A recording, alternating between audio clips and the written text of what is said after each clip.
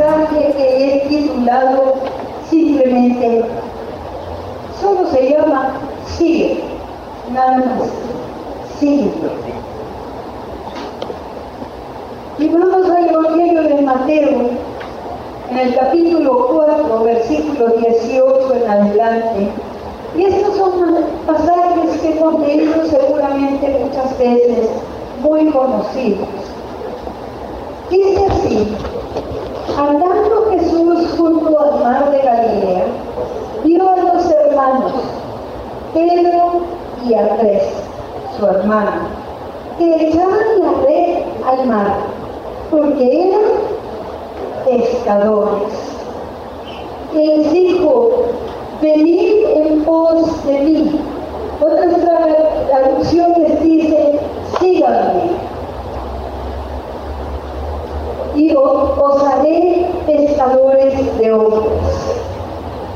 Síganme, venid en pos de mí. Entonces ellos lo pensaron.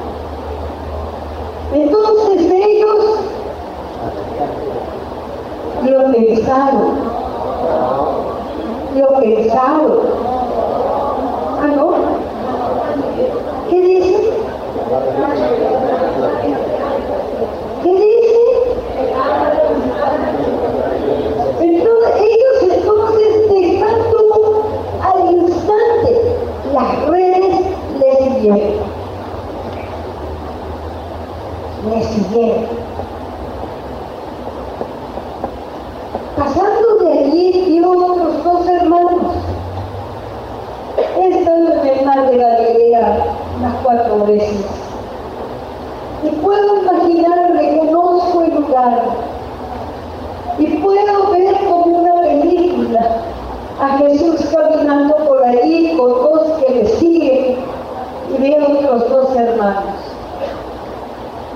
¿Qué estaría pensando el Señor Jesús? Estos dos también voy a llamarlos, voy a acercarme a ellos. Y el que así nos ve Dios, nos ve, sabe nuestros nombres, nos conoce, sabe nuestras preocupaciones, nuestras angustias, aún nuestros pecados, todo lo sabe. Y dice: pasando de allí, vio otros dos hermanos, Jacobo, hijo de Zebedeo, y Juan, su hermano, en la barca con Zebedeo, su padre, que remendaban sus redes, y los llamó. Y ellos, pensando,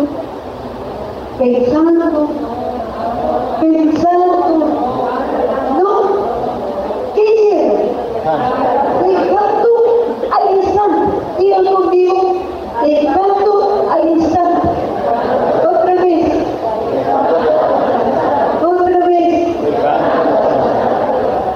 Y dejaron la barca y a su padre y le siguieron.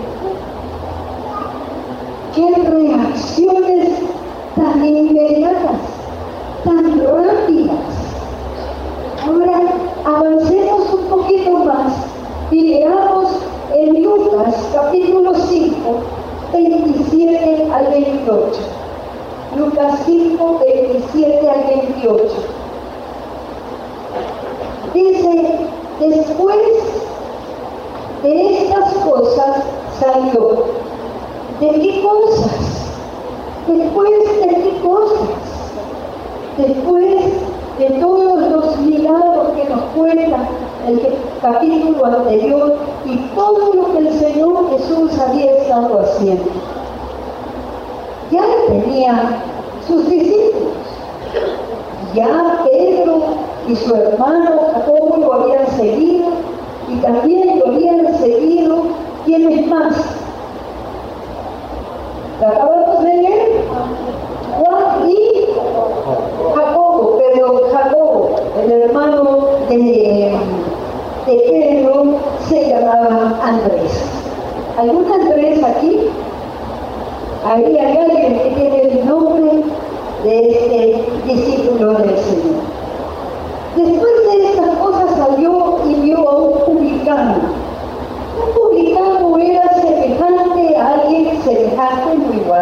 que trabaja en la SUNAT. Impuestos. ¿A cuánto me gustan los impuestos? ¿Cómo me gusta pagar impuestos? Yo he avanzado, por lo menos ya no digo, no me gusta pagar impuestos. Dios no ha terminado conmigo, así es que ya me llegó los impuestos, ¿ahora qué vamos a hacer? ¿Qué? Entonces estamos pagando servicios que se nos dan, los parques donde nos gusta ir a relajarnos. ¿Es así? Eso estamos pagando con los impuestos.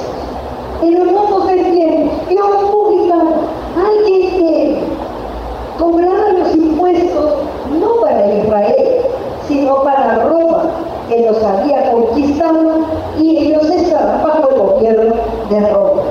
Entonces, vio este publicano. Un publicano era un judío que cobraba los impuestos de los judíos para dárselo a los romanos.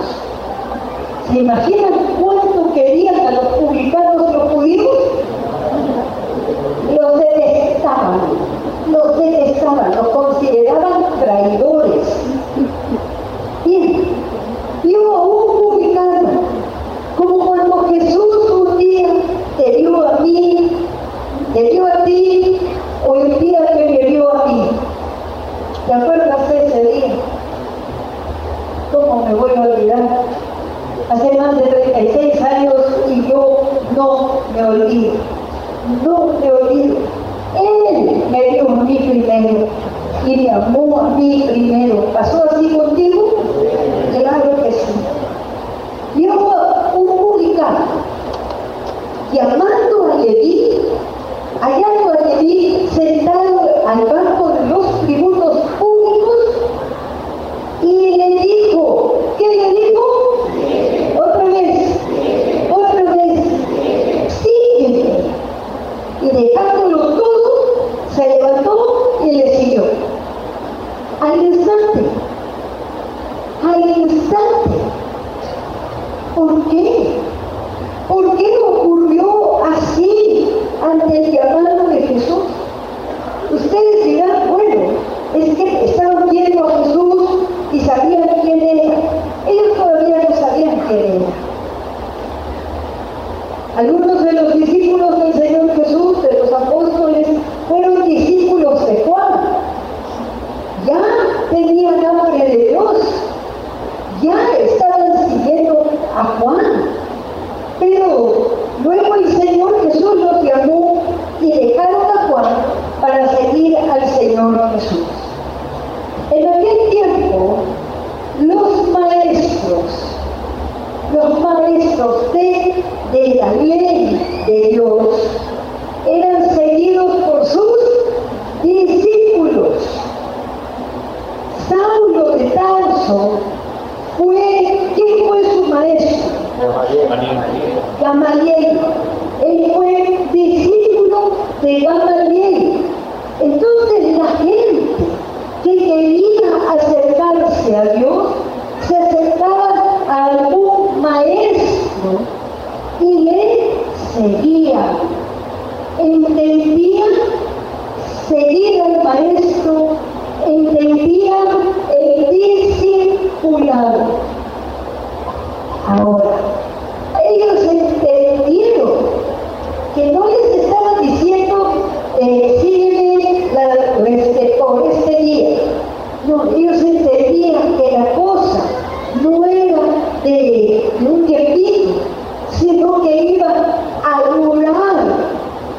Los discípulos se quedaron con sus maestros. ¿Por qué? Porque lo que querían era aprender más de la ley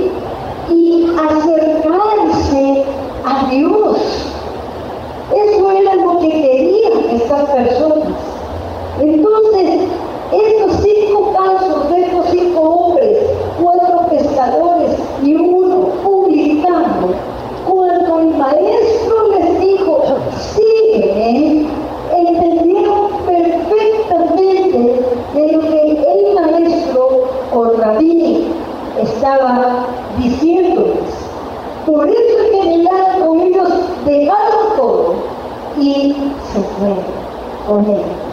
¿Cuántos años le siguieron? 3 años, hasta la muerte del Maestro en la cruz del Calvario.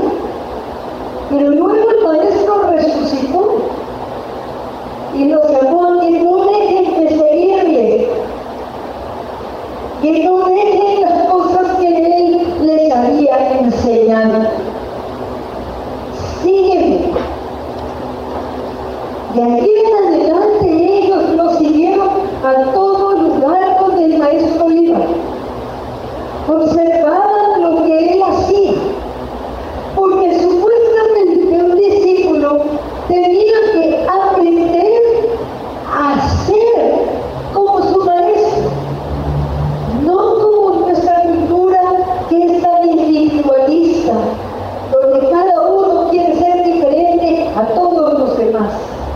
No, ellos lo seguían porque consideraban que el Maestro tenía mucho que enseñarles, y entonces ellos querían ser como el Maestro. Digan conmigo, ser como el Maestro.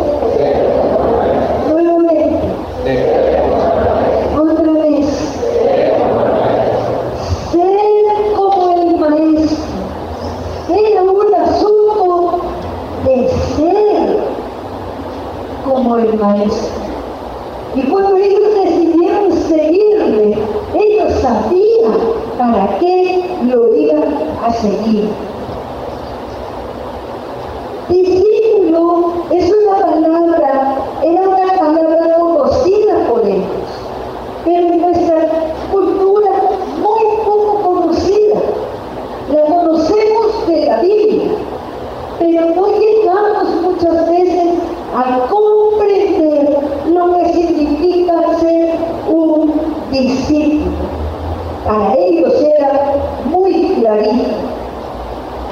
El discípulo seguía la enseñanza de su Maestro, la recibía y vivía de acuerdo a ella. Tenía que vivir de acuerdo a la enseñanza. Entonces, como discípulos, ahora ustedes tres están aprendiendo cómo vivir como discípulos de Jesús. De eso se trata. Entonces, en Mateo 10:1 encontramos, no lo vamos a leer, encontramos al Señor Jesús con 70 discípulos que lo venían siguiendo, y a los 70 los envió a diferentes ciudades cercanas y les dio poder. Cuando un discípulo recibe poder, es para que lo use, no para que se lo guarde. Entonces los envió y ellos obedecieron e hicieron lo que habían visto al Maestro hacer: orar por los enfermos, reprender a los demonios. Y cuando regresaron, estaban ellos sorprendidos de cómo los demonios les obedecían. Y el Señor Jesús dijo: yo vi a Satanás cayendo del cielo. ¿Por qué? Porque un discípulo lo que quiere es ser como el Maestro, y aprende a ser como el Maestro. Y en este caso el Maestro les dio autoridad. Vayan por todas las ciudades a hacer turismo. No hicieron turismo. ¿Qué hicieron? Todo lo que hacía el Señor Jesús: sanar a los enfermos, reprender a los demonios. Eso fue lo que hicieron. Eso es lo que se espera de un discípulo. ¿Por qué no piensa en el versículo 17? Los 70 con gozo, diciendo: Señor, aún los demonios se nos sujetan en tu yo veía a Satanás caer del cielo como un rayo, como un rayo. Discípulos de Jesús.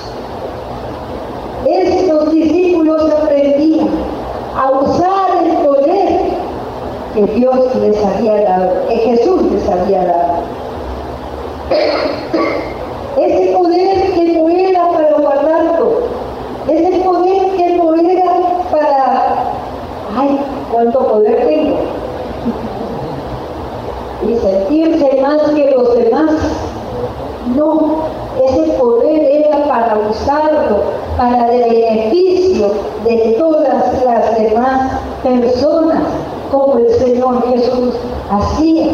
Caminaba por las calles, hablaba con las personas. El mandato del Señor Jesús para su iglesia es bien claro, es clarísimo. Ir a ser discípulos enseñándoles todo lo que yo les he enseñado a ustedes. La iglesia entonces es la única institución que existe para beneficio de aquellos, no que están aquí adentro, sino los que están allá afuera. Para eso existe la iglesia. No existe para otra cosa. Esa es su visión y su misión. Hacer discípulos, enseñándoles todo lo que el Señor les ha enseñado. La iglesia no es un club. Las comunidades familiares no se trata de una reunión social. Se trata de reuniones para orar, para aprender más de la palabra, pero para hacer discípulos.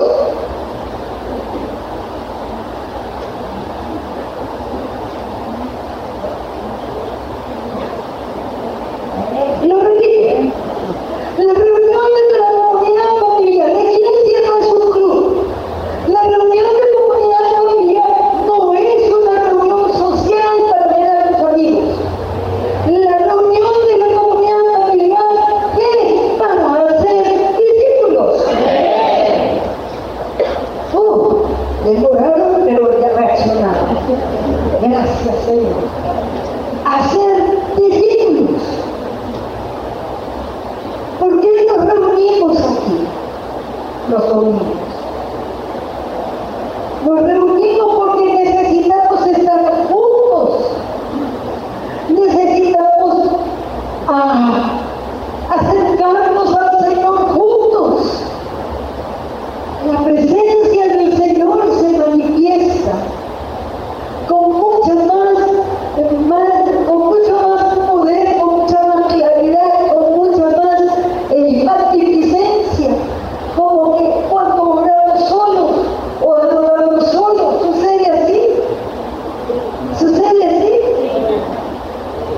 ¿Sucede así? Bueno, vamos a ver quiénes dicen que no, quiénes dicen que sí. Y la mayoría no sabe, no opina. ¿Por qué no opinan? Porque tienen miedo de equivocarse. Imagínense ustedes cuando preguntaba el Señor Jesús cómo estaban los discípulos.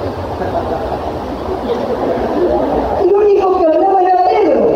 Se equivocó un montón, pero no importa, porque los demás aprendieron.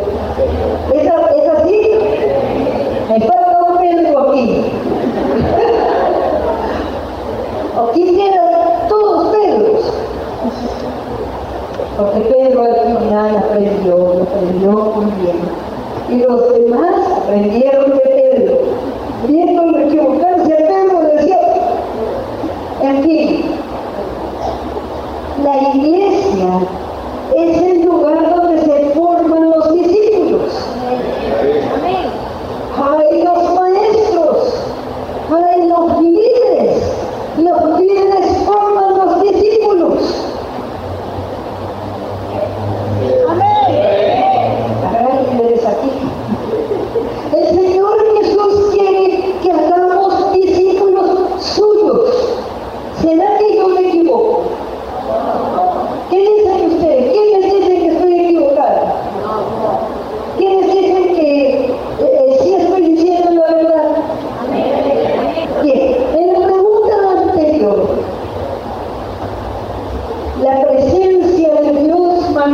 pasada, cuando todo Israel estaba junto y acampaban juntos, era algo glorioso. Cuando el Espíritu Santo descendió a ese aposento alto donde habían 120 discípulos reunidos, fue tan poderoso, todos llenos del Espíritu Santo. Entonces, cuando estamos juntos, la presencia, la gloria de Dios se manifiesta con más.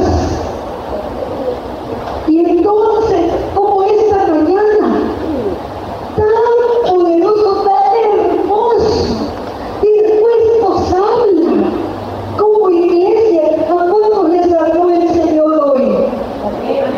Levanten y levantar las manos. Miren a su alrededor. ¡Wow!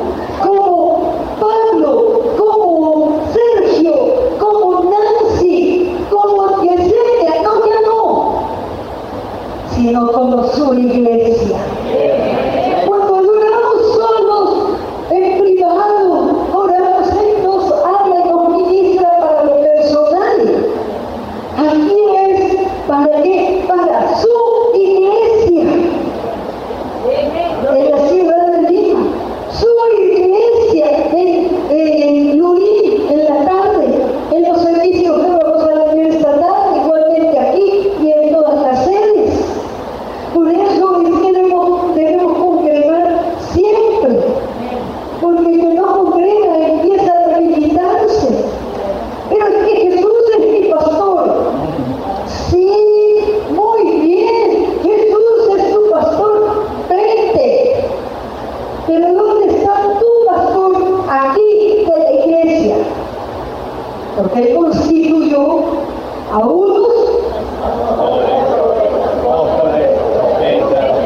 ¿Quién constituyó? El Señor Jesús.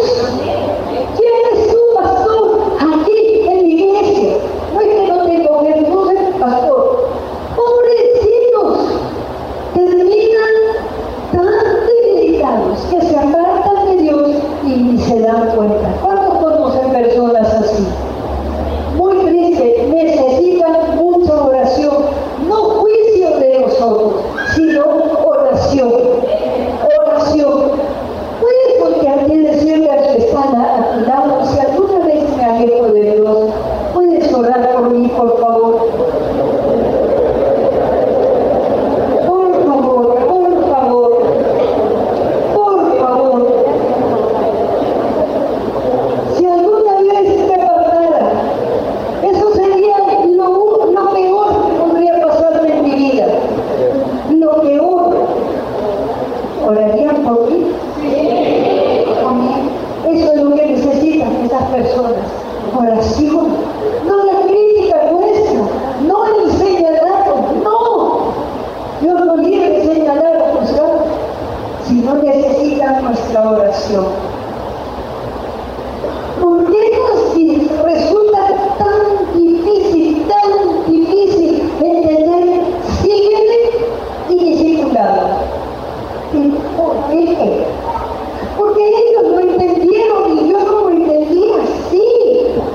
Porque ellos reaccionaron inmediatamente sin pensar en nada. Lo mismo eran los primeros cristianos, el primer siglo, el segundo siglo, los seguían, eran cristianos 100%, discípulos de Jesús 100%. ¿Por qué para nosotros no nos va a resultar algo así tan claro? Vamos a tener que retroceder a esos pensadores antiguos como Sócrates, Platón, Aristóteles, que se opusieron a los materialistas de este tiempo y al erotismo.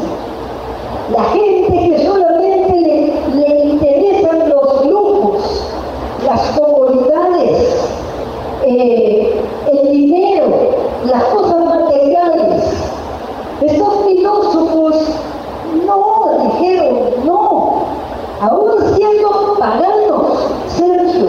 Eran paganos, Platón era pagano, Sócrates también, Aristóteles eran paganos.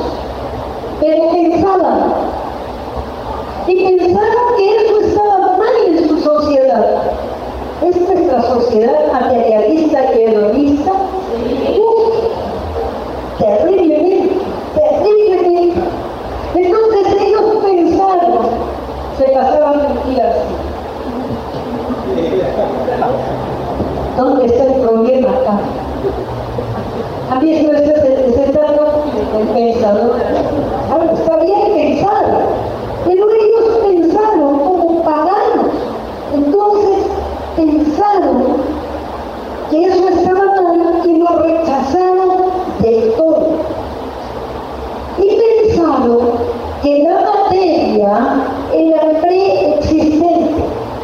Es decir, la materia es lo que siempre ha habido y es eterna.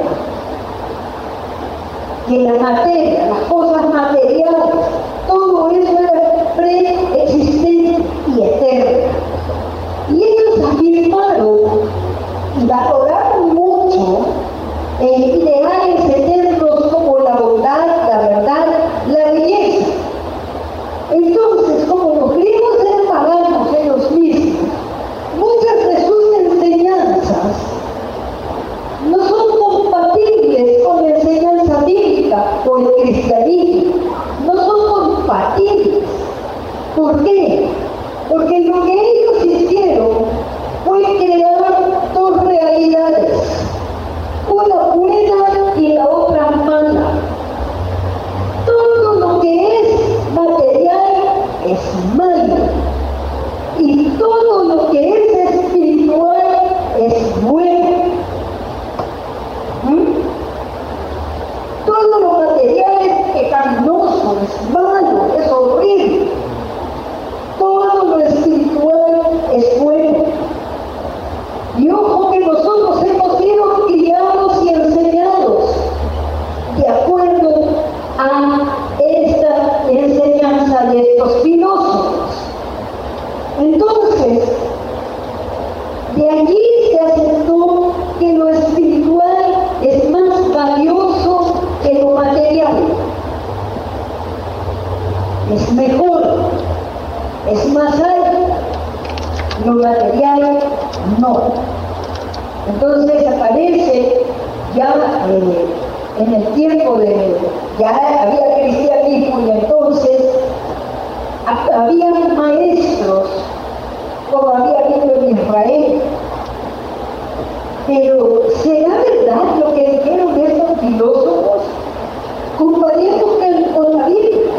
Cuando Dios nos creó a nosotros, ¿nos hizo solo espíritu? No. Nos hizo espíritu, alma y cuerpo. Más así. Material. ¡Wow! Entonces, ¿cómo es esto? Si lo material es malo, horrible y de muy poco valor, y lo espiritual es más alto, entonces, ¿cómo? En Génesis, capítulo 1, vemos que Dios creó, ¿qué cosa? El cielo, las estrellas, los planetas, los árboles, los animales, los ríos, separó las aguas de arriba y las aguas de abajo. Cada vez que veo nubes digo, Dios mío, las aguas de arriba. Eres maravilloso. Agua flotando en el aire. Solo Dios podría hacer una cosa así. Me maravillan las nubes, me maravillan. Las miro y digo, agua flotando, volando por el aire. Dios mío, qué maravilla. Todo lo que he dicho es espiritual. Otra vez no saben, no miran. No, no es espiritual. Haz así. Tierra, planeta Tierra.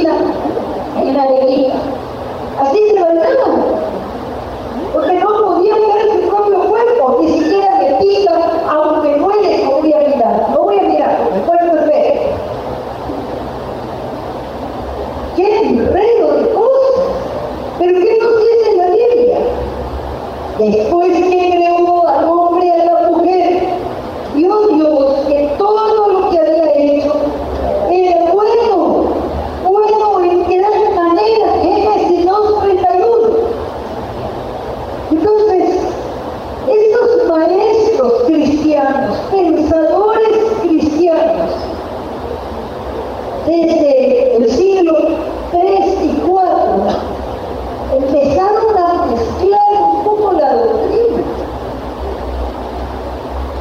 Y eso se va haciendo hasta el medioevo, algo muy fuerte en la población.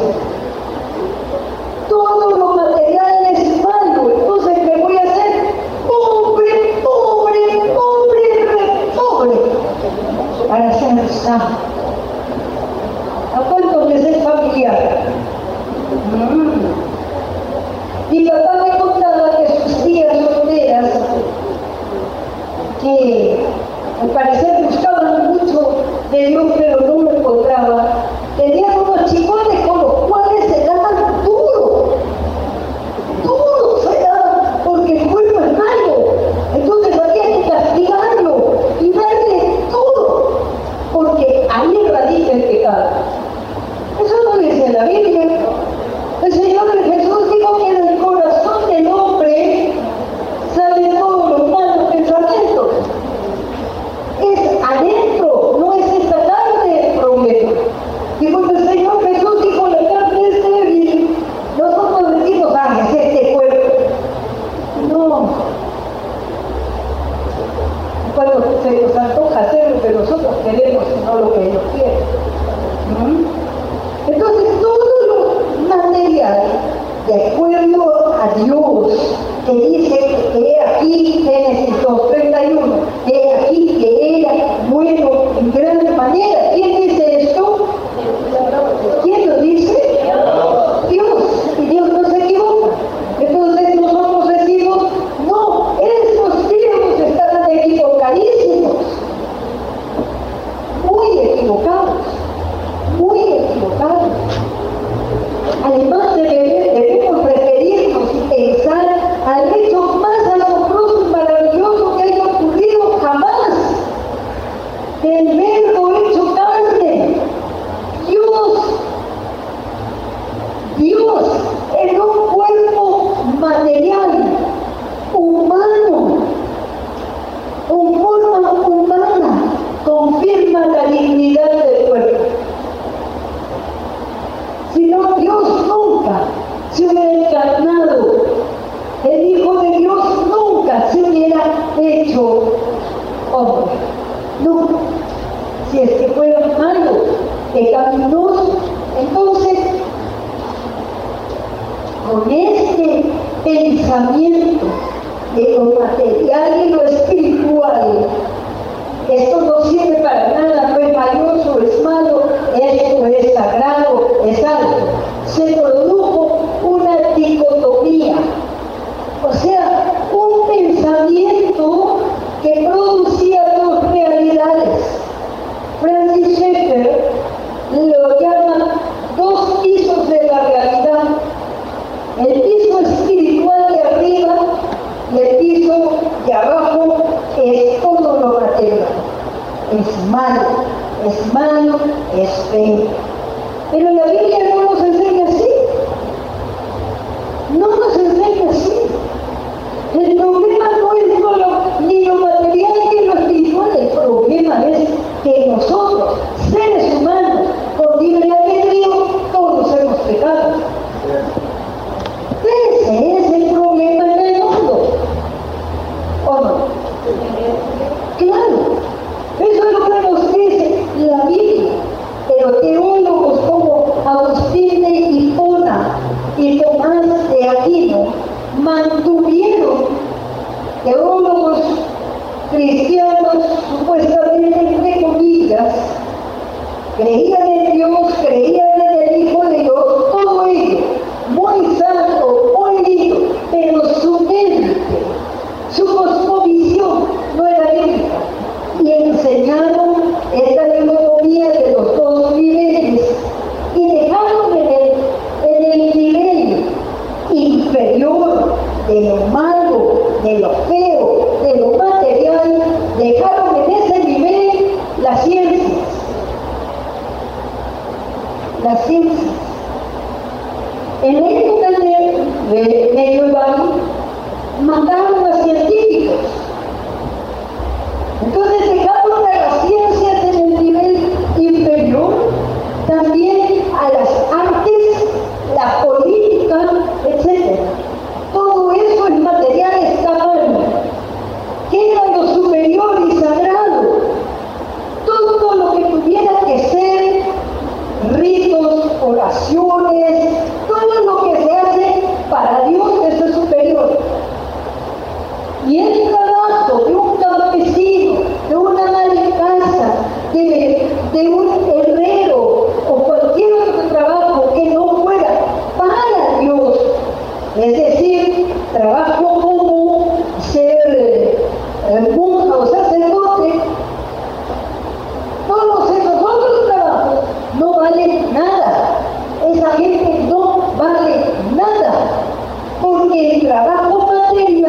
era visto como inferior, para seres humanos muy inferiores, muy inferiores.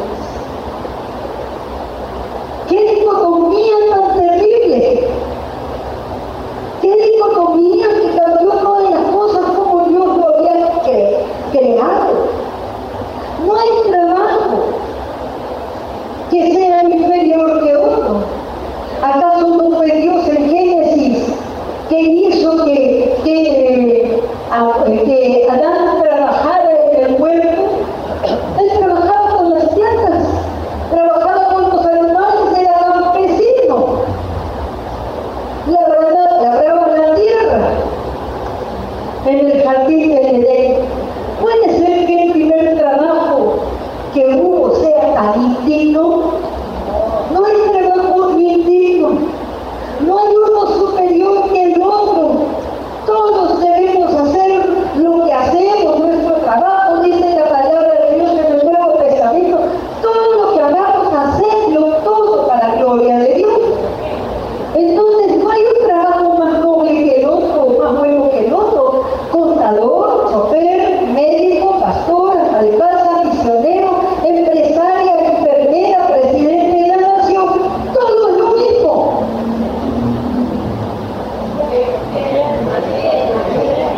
Pensando,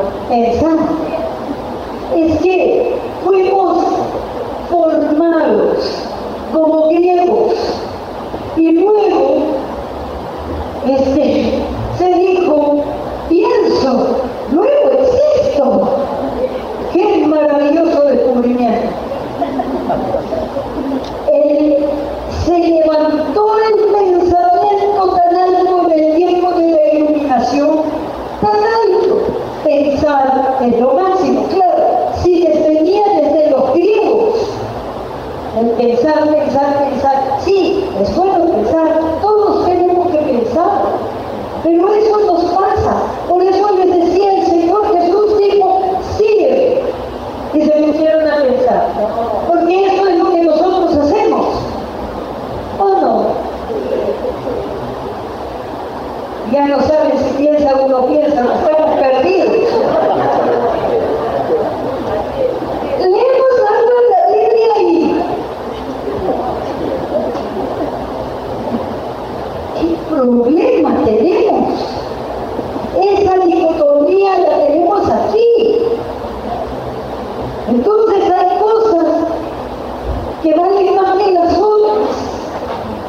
Y el Señor nos dice, en toda esta dicotomía, en esta realidad, nos dice, ir, predicar el Evangelio y a la discípulos. Y nos resulta tan difícil que podemos pasar años pensando si la cosa lo hago o no lo hago. Y es lo único que el Señor Jesús nos mandó a hacer. ¿Están pensando? ¿Ya vimos? Recuerdo cuando recién me convertí, me dijeron que tenía que predicar. Que si nos aburro al otro, que si creía, que si no creía, pues no importa. Pero eso es lo que quiere el Señor Jesús. ¿O no? Y muchos oramos, Señor, dime cuál es tu voluntad para mi vida. ¿Cuál es tu voluntad? Dime, Señor, ¿qué hago mañana? Tengo el día libre, ¿qué quieres que haga? ¿Tenemos que orar para estas cosas cuando está bien escrito? Entonces, ¿qué pasa? Puede ser que esa dicotomía nos lleve a pensar, creer, vivir, como que hay espacios de tiempo para nosotros, para una realidad. Y entonces, bueno, nos vamos, el Señor nos llama, aquí dijo, Señor, ya llegué, no te conozco. Pero Señor, ¿cómo te puedes? No puedes decirme eso. Escúchame, Señor, yo soy MBC. Todos los domingos, como mi hambre, yo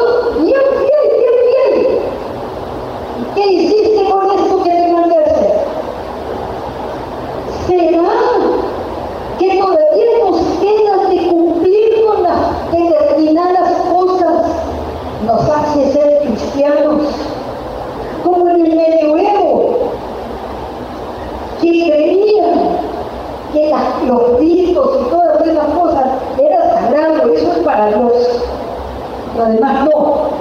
Y entonces creemos, ay, estoy cansado, ahora yo me doy mis gustos.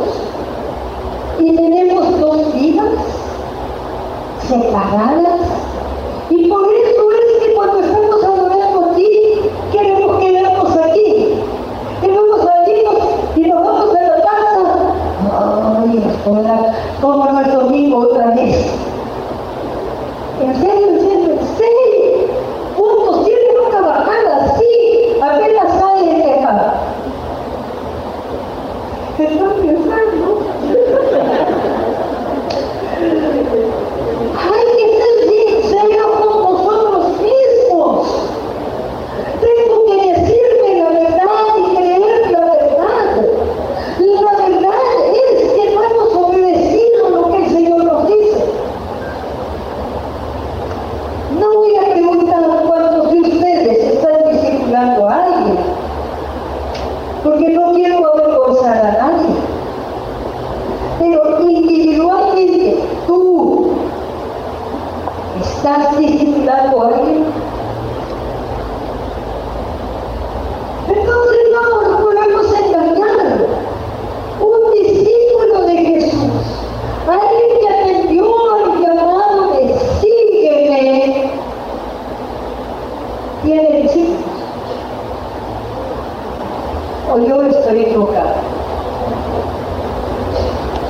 Algo no está funcionando, ¿no?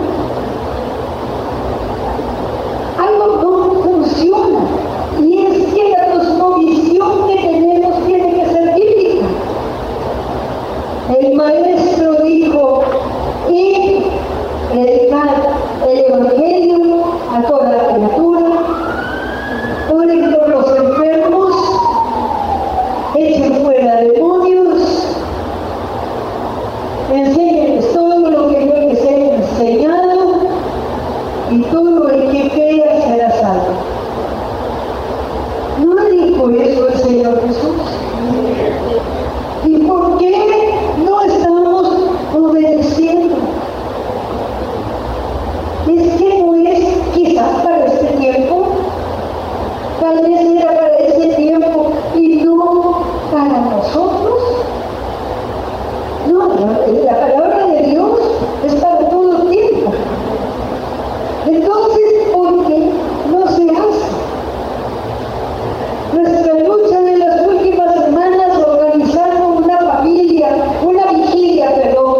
vigilia en solo 24 horas. Nos fuimos frente al canal 7. ¿Quiénes de ustedes estuvieron? Les sorprendió a los pastores. Yo estaba llegando a reuniones con pastores porque nos estamos reuniendo bastante. Entonces, felicitaciones. Y yo, ¿por qué me están felicitando? No tenía ni idea. Me felicitaba por ustedes. Porque organizamos una vigilia de un día para el otro. ¿Cómo lograste hacerlo? A nosotros no nos sorprende, nos parece lo normal, lo natural, pero no es así, no funciona así. ¿Cómo lo hiciste? Yo estaba pensando, lo hicimos por las comunidades familiares. ¿Hay alguien acá que no asiste a una comunidad familiar para poder invitar a alguien? Todos se enteraron por las comunidades familiares. Podemos hacer cosas muy rápidas, instantáneamente. Felicítate. Me felicito, qué bien. Y predicar a toda la criatura. Y enséñenle lo que yo les enseño. Es decir, nos llama a ser sus discípulos. Hoy día nos dice a todos, sígueme. Sígueme. Porque un discípulo sigue a su Señor, aprende de él, quiere hacer lo que el Señor, lo que el Maestro hace. Pero si no lo estás haciendo, y el Señor te te va a ir? ¿Cómo te va a ir? Muy mal. De nuestra obediencia depende nuestra salvación. De nuestra obediencia depende cómo nos vaya en ese día. Yo he empezado este año preparándome para encontrarme con mi Señor. Lo estoy haciendo conscientemente, me estoy preparando, porque ese día va a llegar y va a llegar para cada uno de nosotros. ¿Estaremos preparados? ¡Qué terrible va a ser escucharnos decir, no te conozco! Es acoso.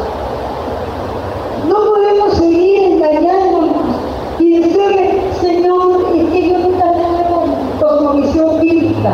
Y por eso que yo tengo en la cabeza, por eso que lo tengo que decir. ¿Servirá de algo eso? No va a servir de nada. Tenemos que cambiar. Somos llamados por el Señor a predicar y a ser discípulos. No es como dar pastores. No hay un trabajo superior que el otro. Yo no sé dónde trabaja cada uno de ustedes. De algunos sé. Pero no hay trabajo más noble que el otro. El trabajo que yo hago no es más noble que el que ustedes hacen. Yo no soy superior a ustedes. Igual también cocino, porque algo tengo que poner. También lavo la ropa, porque si no, como me visto. Eso no es inferior. Es noble en los ojos de Dios. Pero todos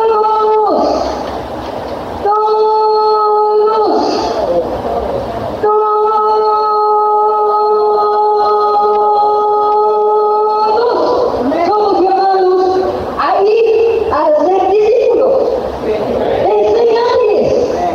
Todos, nadie está exento. Si es que somos su iglesia.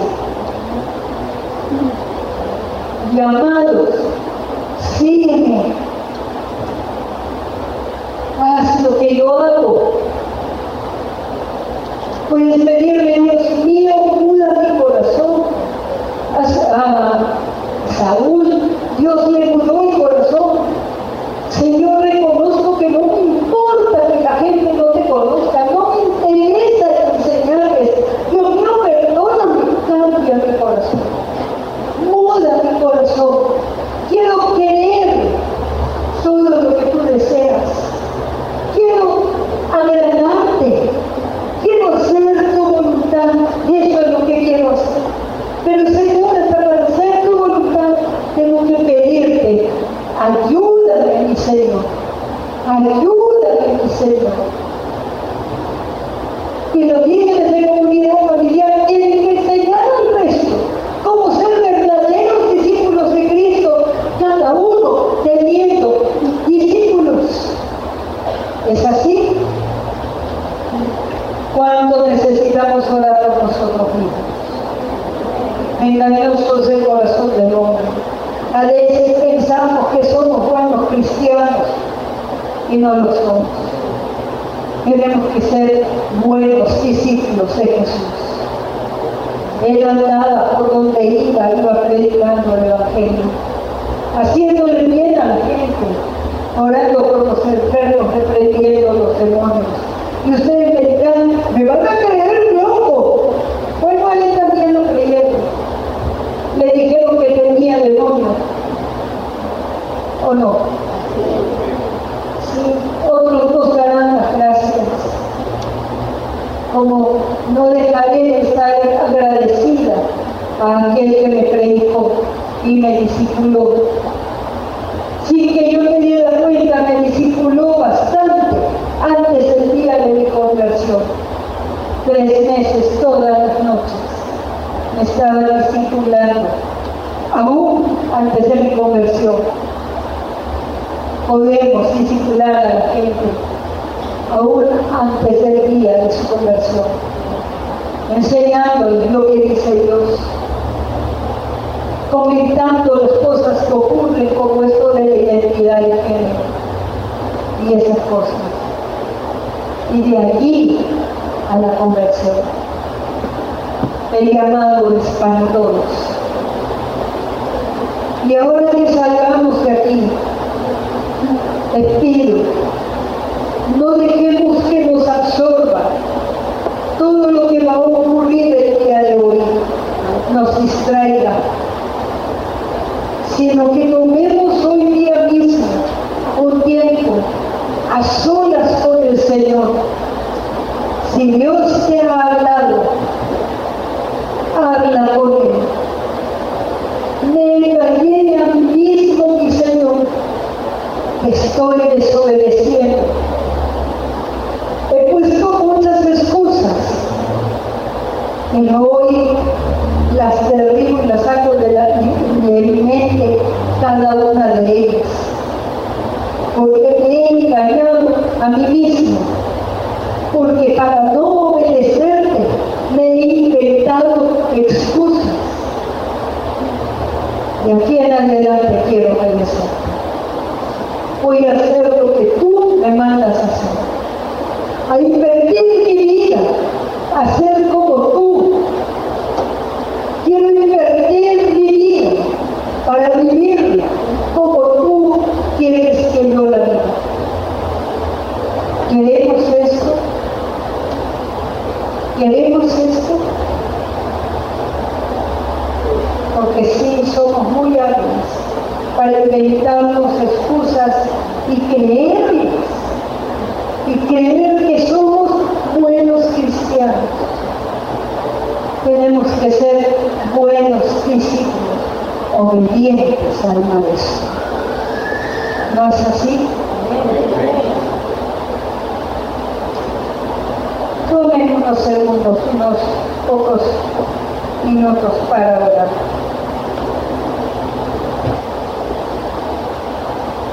Ayúdanos, oh Dios, a ganar el Perú para Cristo, haciendo de cada persona que esté en MBC un verdadero discípulo tuyo. Ayúdanos, oh Señor, porque verdaderamente es la única razón por la cual existimos.